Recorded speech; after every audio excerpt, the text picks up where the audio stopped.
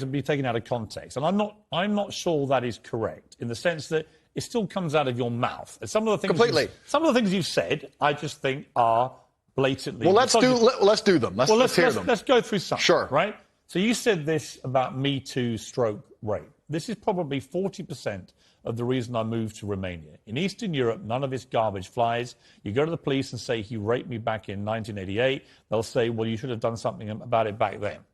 Yeah, so the point I was making was obviously at the height of the Me Too scandal, and also if we look at Amber Heard and Johnny Depp, there's been a lot of high-profile cases where men have been accused of things they did not do without evidence, and their lives have been completely and utterly destroyed. Right. When I say these things, people sit and say that, oh, he hates women. I don't hate women. I think rape is disgusting. I would take a stronger stance on rape than the British government. I think these people should face the death penalty. But to sit and say that women without evidence can go forward and just make up accusations against men, even though they've been repeatedly proven to destroy men's lives at will, is absolutely and utterly What about a woman who was raped back in 1988 and goes to the police?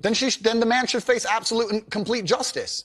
But do you understand that when that clip appears on TikTok, as a clip, and all right... As a clip, completely. OK, but it's still something that came out of your mouth. Do you accept that when that appears on TikTok, a lot of young, maybe not as smart as you, young men, right, impressionable, teenagers, will read that and go... What's he saying here? Is he saying that rape doesn't exist? No, I completely. I'm not going to sit here as a professional and say that I can't be taken out of context. What I will say is that one small sentence you've taken was from a 1-hour video where I explained that, of course, rape is disgusting. Of course, everybody should be punished for their crimes regardless of when they happen. But people are not perfect, male and female. And if you give women the opportunity to destroy men's lives without evidence, there's going to be a contingent of women who will do that. Do you think women are the property of men? No. The point I was making... Why have you said they are? Because I made a religious point. I said that when a man marries a woman, the woman's father walks her down the aisle, and hands her away to the man. Traditionally, this is what it says in the Bible. I'm a religious person. I believe in God. I live in the most religious country in the world. So you do think that the woman becomes the men? I think she takes his last name.